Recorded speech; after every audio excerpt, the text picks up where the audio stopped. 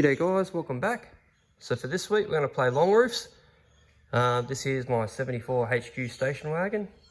It is LS swapped. It's got an L98 out of a VESS with a cam and a GDX 42 on it. Makes 750 wheel on 15 pounds of boost.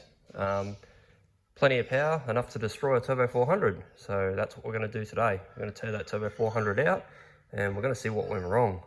So stick with it, we'll get it done, and hopefully we'll get another trans in it. Alrighty, let's kick off.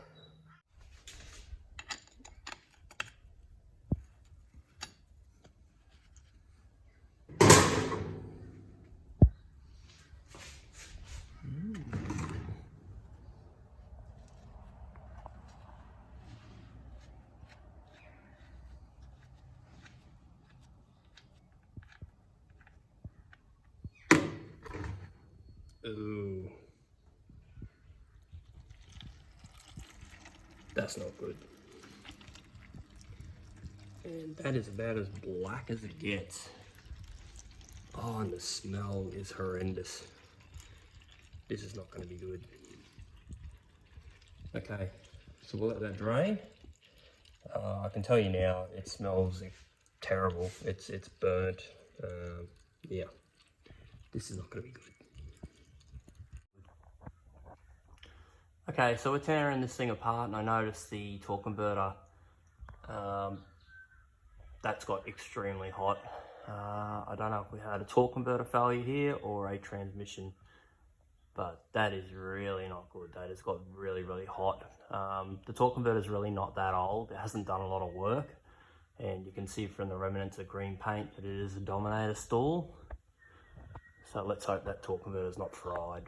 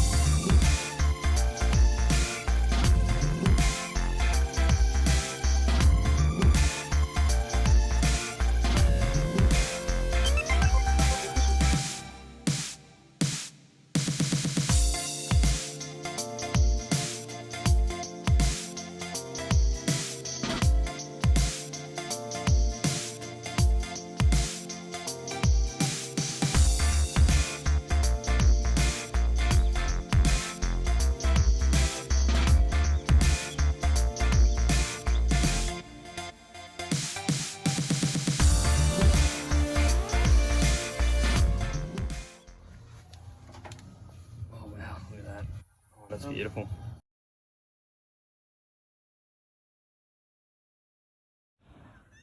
Okay, so the poor old HQ, she's looking pretty sad and sorry. Finally had a chance to get into this one. So as you can see, she's all tore apart. Everything is out of it.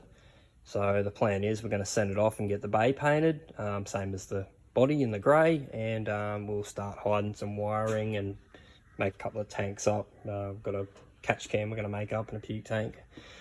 So a few niceties, make it look pretty. So I tore the motor and gearbox, tore the motor and the gearbox down, and the gearbox is pretty trashed. It's pretty much got nothing inside it, so we've ordered a whole heap of spare parts for that. So we're building that. The torque converter looks to be pretty knackered, so I'll send that off and see if they can fix that, but it looks pretty bad, so I'm going to say probably not. The motor is pretty good for the most part. We opened it up and about all I found was a bent rod. So pretty happy with that.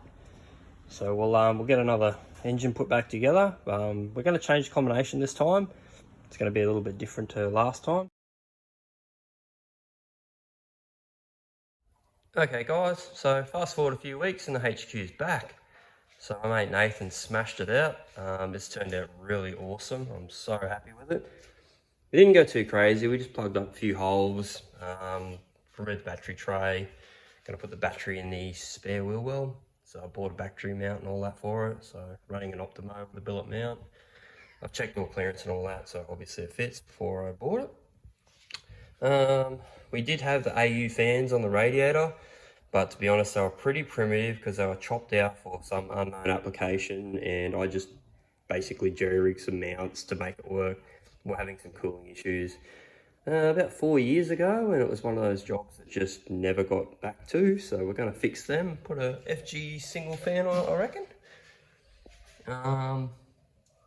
What else? I've got to pull the fuel tank out and test why this fuel gauge doesn't work. It's actually got an auto meter, like one 2 5/16 fuel gauges in it with the VDO level in the tank.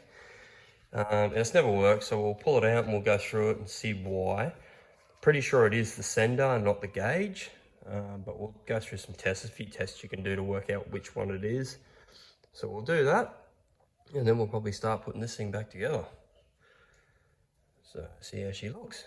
All right, so let's kick off.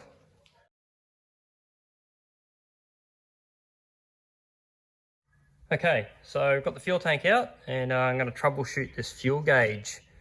It's got a VDO sender cut into it because the HQ one wasn't very reliable. We removed all the sending unit when we put the Dash 8 feed line, so we had to bypass it all. Anyway, so we went with the aftermarket unit. I figured this would be more reliable than the HQ one, but turns out I was wrong.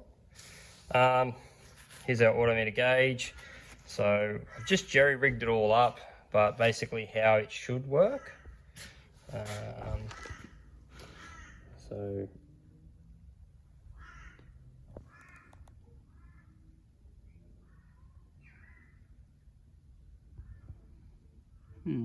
Okay.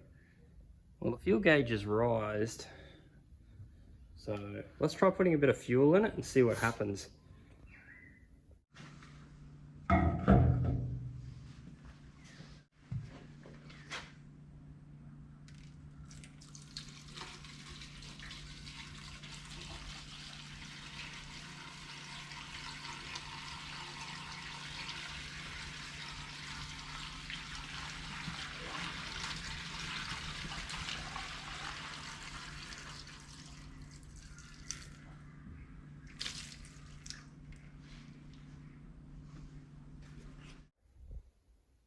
Okay, so we've got about 10 litres of fuel in the tank, and lo and behold, our fuel gauge is working. Look at that. Okay, so that just tells me I've got a bit of a problem with the wiring in the car. Now, if I remember correctly, it has been a while since I've driven this car, the fuel gauge used to go all the way to E, and it wouldn't move. Now, that's the sending wire is earthed. So that tells me there's a problem in that wire inside the car. So connecting it back up. So maybe that wire's pinched or something in the car. So I'll dig that wire out and I'll rerun it now I know where the issue is. So we'll get the tank all refitted back up. But before we do that, we might install our battery tray. That way we don't run the risk of drilling into it.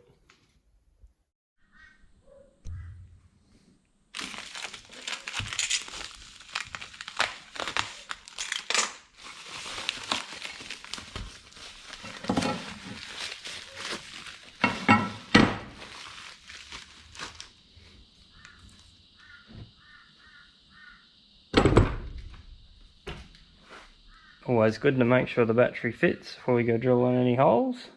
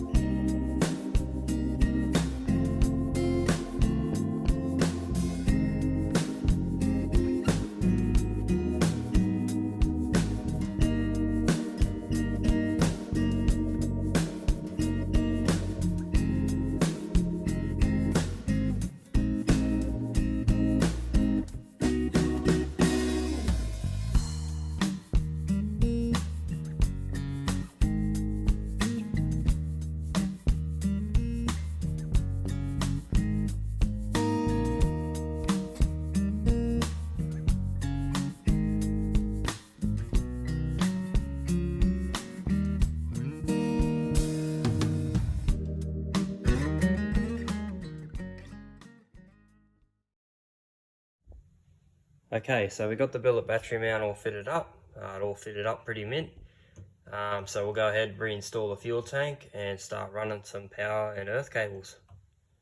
Alright. Okay, so we've made up an earthing lead. It runs just down the bottom here. It's a decent solid earth. So just working out the lengths for the positive cord, positive cable up to the engine bay.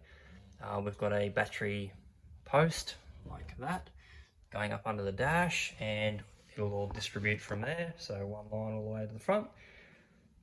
Just working out the fuel system, mapping everything out. So this is a deadhead fuel system like most late model Commodores. I've never actually set one up before, so it's a bit of a learning curve for me too.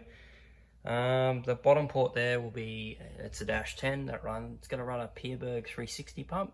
It'll then run into the bottom of the regulator there, and then out of the regulator dash 8.